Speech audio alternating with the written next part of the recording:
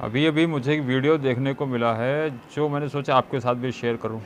Video को देखो और टाटा केवल एक बिजनेस ग्रुप नहीं बल्कि देश के भरोसे का नाम है और आज हम टाटा ग्रुप की अमेजिंग सक्सेस जर्नी को ही शुरू से जानने वाले हैं। दरअसल यह सिर्फ एक प्राइवेट कंपनी की कहानी नहीं बल्कि 200 सालों के एक ऐसे लेगेसी की कहानी है जिसने इंडियन बिजनेस का चेहरा बदल दिया। टाटा ग्रुप ने देश को वो सब कुछ दिया जिसकी देश को जरूरत थी। देश का पहला steel plant, luxury hotel, hydro power plant, पहली एयरलाइंस, पहला कैंसर हॉस्पिटल और इसके अलावा भी बहुत कुछ। और दोस्तों कहानी की शुरुआत होती है आजादी से लगभग 100 साल पहले, जब गुजरात के नवसारी में एक पारसी परिवार रहता था, नुसरवानजी टाटा और उनकी वाइफ जीवनबाई। नुसरवानजी अपने गाँव से मुंबई जाकर कॉटन ट्रेडिंग का बिजनेस करते थे। 1839 में जब उनके इकलौते बेटे जमशेद जी टाटा का जन्म हुआ तो उनकी परवरिश और पढ़ाई पर भी उन्होंने काफी ध्यान दिया। वैसे तो जमशेद जी का बचपन नवसारी में ही गुजरा था, लेकिन 14 साल की उम्र में ही वह मुंबई आकर अपने पिता के बिजनेस में हेल्प करने लगे और एल्फिंस्टन कॉलेज से ग्रेजुएशन करते समय केवल 16 साल की उम्र में ही उनकी शादी हीराबाई से हो गई, क्योंकि चाइल्ड मैरिज उस दौर में एक आम बात हुआ करती थी। 1858 जब जमशेद जी 19 साल के थे और हमारा देश अंग्रेजों का गुलाम था। उस समय अमेरिका कॉटन का सबसे बड़ा प्रोड्यूसर देश था और अंग्रेज ज्यादातर कॉटन अमेरिका से ही इम्पोर्ट किया करते थे। लेकिन उसी दौरान अमेरिका में सिविल वॉर शुरू हो गया और वहाँ से कॉटन की सप्लाई बंद हो गई, जिसका असर यह हुआ कि इंडिया में कपास की डिमांड कई गुना बढ़ गई और जमशेद जी अपने पिता के साथ कॉटन ट्रेडिंग के बिजनेस में पूरी तरह उतर गए। उनके पिता बिजनेस में नई टेक्नोलॉजी को काफी जरूरी मानते थे और इसलिए उन्होंने टेक्सटाइल इंडस्ट्री को समझने के लिए जमशेद जी को दुनिया के कई अलग अलग देशों में भेजा, जिसका नतीजा यह हुआ कि जमशेद जी ने यूरोप, जापान, चाइना और यूनाइटेड स्टेट्स में भी अपने ब्रांचेस शुरू कर दिए। लेकिन गौर करने वाली बात ये भी है कि अभी भी हवाई जहाज और टेलीफोन की शुरुआत नहीं हुई थी। और जब एक बार जमशेद जी बिजनेस एक्सपेंशन के सिलसिले में हांगकांग के दौरे पर थे तब उनकी आंखें खुली। उन्हें महसूस हुआ कि दुनिया हमसे काफी आगे है और देश को अगर दुनिया की बराबरी करनी है तो इंफ्रास्ट्रक्चर, एजुकेशन, टेक्नोलॉजी और एम्प्लॉयमेंट पर हमें काफी ध्यान देने की जरूरत है। जमशेद जी एक देशभक्त इंसान थे। उन्होंने एक ऐसा बिजनेस डेवलप करने का फैसला किया जो देश को आत्मनिर्भर बनाने के साथ ही लोगों को अच्छी शिक्षा और रोजगार भी दिलाए और इसी सोच ने टाटा ग्रुप की बुनियाद रखी। साल 1868 21,000 रुपए कैपिटल के साथ जमशेद जी ने एक ट्रेडिंग कंपनी की शुरुआत की और साथ ही मुंबई में एक पुराने ऑयल मिल को खरीदकर अलेक्जेंड्रा के नाम से कॉटन मिल में कन्वर्ट कर दिया। हालांकि इस मिल को 2 साल तक चलाने के बाद उन्होंने इसे अच्छे मुनाफे में बेच दिया और जो पैसे मिले उससे मुंबई पोर्ट से 800 किलोमीटर दूर नागपुर में इम्प्रेस मिल नाम से एक कॉटन मिल की शुरुआत की। लेकिन उनके इस चौंकाने वाले फैसले का सबने मजाक उड़ाया, क्योंकि अगर देखा जाए तो उनका पूरा बिजनेस ही एक्सपोर्ट पर निर्भर था और मुंबई पोर्ट से 800 किलोमीटर दूर मिल लगाना किसी के समझ में नहीं आया। लेकिन जमशेद जी ने यह फैसला दुनिया घूमकर इकट्ठा किए अपने एक्सपीरियंस के आधार पर लिया था। दरअसल नागपुर में कॉटन का प्रोडक्शन होता था, सस्ते में लेबर मौजूद थे और ट्रेन से मुंबई पोर्ट की कनेक्टिविटी भी काफी अच्छी थी और यही रीजन था कि इम्प्रेस मिल ने कमाल कर दिया। सैकड़ों लोगों को रोजगार मिला और टाटा ग्रुप फेमस होने लगा। एक तरफ जहाँ अंग्रेजी हुकूमत हम भारतीयों को नौकर समझती थी और हमारे मजदूर दिन रात जानवरों की तरह काम करते थे, वहीं जमशेद जी ने एम्प्लॉइज वेलफेयर के बारे में सोचना शुरू किया और इम्प्रेस मिल कर्मचारियों के लिए भविष्य निधि यानी कि प्रोविडेंट फंड, इंश्योरेंस और ग्रेच्युटी जैसी स्कीम्स की शुरुआत की। यहाँ तक कि फैक्ट्रीज में वर्किंग कंडीशंस को सुधारने के लिए नौकरी का समय 8 घंटे कर दिया गया, सुरक्षा के उपकरण लगाए गए और बिना सैलरी कटौती के छुट्टियों की शुरुआत भी जमशेद जी ने ही किया था। दोस्तों जमशेद जी के 4 ऐसे ड्रीम्स थे जिनके बिना देश की तरक्की पॉसिबल नहीं थी और उनके वो सपने थे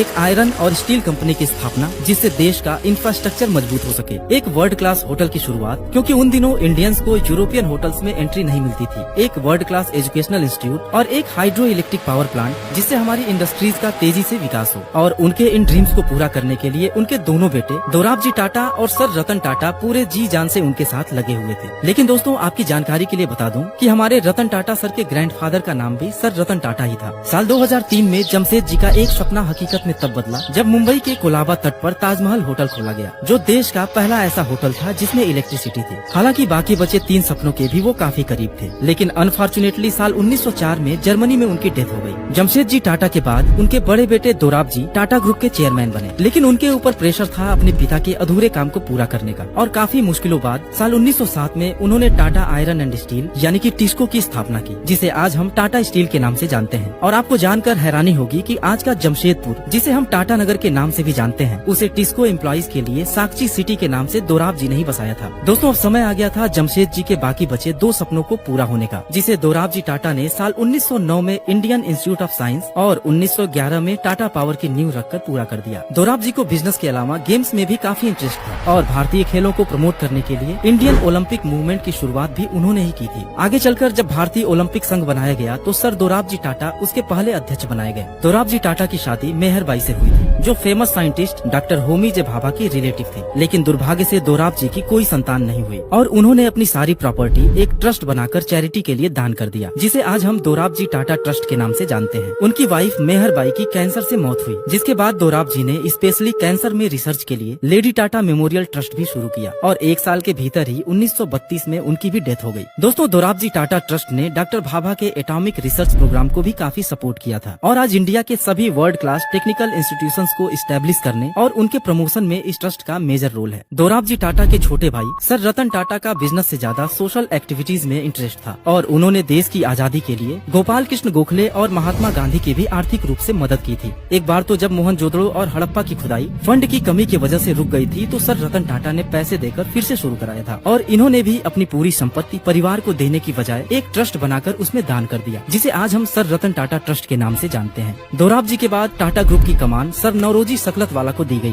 दरअसल जमशेद जी टाटा उनके मामा थे और उनके ड्रीम्स को पूरा करने में सकलतवाला ने दोराब जी टाटा के साथ मिलकर दिन रात कड़ी मेहनत की थी। और आपको जानकर हैरानी होगी कि टाटा ग्रुप में नौरोजी सकलतवाला के कैरियर की शुरुआत मुंबई के स्वदेशी मिल से 50 रुपए महीने की सैलरी पर एक क्लर्क के रूप में हुई थी। सकलतवाला को कंपनी की कमान उस समय सौंपी गई जब दुनिया मंदी की चपेट में थी। उन्होंने कंपनी की ग्रोथ को बरकरार रखा, लेकिन साल 1938 में हार्ट अटैक से उनकी मौत हो गई। और दोस्तों, अब हम बात करेंगे टाटा ग्रुप के अगले और सबसे क्रांतिकारी लीडर JRD टाटा के बारे में, जिन्होंने टाटा ग्रुप को दुनिया के हर कोने में पहुंचा दिया। 50 सालों तक वह टाटा ग्रुप के चेयरमैन बने रहे और $100 मिलियन और 15 कंपनीज के टाटा ग्रुप को $5 बिलियन और 95 कंपनीज का ग्रुप बना दिया। वह देश के इकलौते इंडस्ट्रियलिस्ट थे जिन्हें भारत रत्न से सम्मानित किया गया। असल में JRD जी के टाटा ग्रुप का चेयरमैन बनने का किस्सा भी बड़ा दिलचस्प है। दरअसल उनके पिता रतन जी दादा भाई टाटा जमशेद जी टाटा के कजिन थे और उनकी माँ सुजैन फ्रांस की रहने वाली थी, इसलिए उनका बचपन भी फ्रांस में ही बीता। और जब गवर्नमेंट के रूल के हिसाब से उन्हें 1 साल आर्मी में काम करना पड़ा तो उन्हें बड़ा मजा आया और उसी नौकरी को वह आगे भी जारी रखना चाहते थे। लेकिन उनके पिता ने साल 1925 में उन्हें इंडिया भेज दिया। JRD टाटा इस उम्मीद से इंडिया आए कि घर की कंपनी है और किसी बड़े पोजीशन पर काम करने को मिलेगा, लेकिन टाटा ग्रुप में परिवारवाद की कोई जगह नहीं थी। उन्हें बिना सैलरी के एज अ अप्रेंटिस काम पर लगाया गया और धीरे धीरे उनके अंदर भी देश प्रेम और समाज के लिए कुछ करने का वही भाव पैदा हुआ जिसकी शुरुआत जमशेद जी ने की थी। और साल 1938 में सिर्फ 34 साल की उम्र में टाटा ग्रुप की कमान उनके हाथ में आ गई। JRD टाटा की जिंदगी रोमांच से भरी हुई थी। वो कहते थे कि जिंदगी को थोड़ा खतरनाक ढंग से जीना चाहिए। उन्होंने फ्लाइट उड़ाने की ट्रेनिंग ली और 1929 में उनको इंडिया का पहला कमर्शियल पायलट का लाइसेंस मिला। 1932 में JRD ने टाटा एयरलाइन की स्थापना की, जिसे 1953 में भारत सरकार ने एयर कॉर्पोरेशन एक्ट के तहत अपने कंट्रोल में लेकर एयर इंडिया का नाम दे दिया। इस तरह सरकार ने उनकी सबसे पसंदीदा चीज उनसे छीन ली थी। हालांकि JRD टाटा 1977 तक एयर इंडिया के अध्यक्ष बने रहे और साथ ही टाटा ग्रुप के बिजनेस का विस्तार भी अलग अलग सेक्टर्स में करना शुरू कर दिया। 1939 में टाटा केमिकल्स की शुरुआत हुई, जिसके तहत शुरू किया गया टाटा नमक आज देश के नमक के रूप में जाना जाता है। 1936 में Tata institute of social science, 1941 में मुंबई में शुरू किया गया एशिया का पहला टाटा मेमोरियल कैंसर हॉस्पिटल, 1945 में टाटा मोटर्स, 1954 में वोल्टास, 1968 में टाटा कंसल्टेंसी सर्विसेज और साल 1987 में टाइटन इंडस्ट्रीज की शुरुआत उनके कुछ रिमार्केबल अचीवमेंट्स हैं। और इस तेजी से बढ़ते एम्पायर की सबसे बड़ी वजह टाटा के एम्प्लॉइज थे। ढेर सारे ऐसे किस्से हैं जो बताते हैं कि JRD टाटा अपने कर्मचारियों का कितना ख्याल रखते थे और जमशेद जी ने एम्प्लॉइज वेलफेयर के लिए जो स्कीम शुरू किए थे उसे उन्होंने टाटा ग्रुप की सभी कंपनीज में लागू किए। 1991 यह भारत में इकोनॉमिक लिबरलाइजेशन का साल था और गवर्नमेंट ने फॉरेन कंपनीज के लिए इंडियन मार्केट को ओपन कर दिया था, जिसका नतीजा यह हुआ कि कंपटीशन की वजह से टाटा ग्रुप मुश्किल दौर से गुजरने लगा और कर्ज का बोझ बढ़ता चला गया। फिर रतन टाटा सर टाटा ग्रुप के चेयरमैन बनाए गए और बागडोर संभालते ही सबसे पहले उन्होंने टाटा के कोर बिजनेसेस पर ध्यान देकर उसे मजबूत किया और फिर दुनिया की बड़ी बड़ी कंपनीज का एक्विजिशन करना शुरू कर दिया। साल 2000 में टेटली, 2007 में कोरस ग्रुप, 2008 में जगुआर और लैंड रोवर का एक्विजिशन कर उन्होंने दुनिया को हैरान कर दिया। बिजनेस में अपना झंडा गाड़ने के साथ ही उन्होंने टाटा परिवार की परंपरा को आगे बढ़ाते हुए टाटा ट्रस्ट का निर्माण किया, जो आज देश की लार्जेस्ट चैरिटी ऑर्गेनाइजेशंस में से एक है।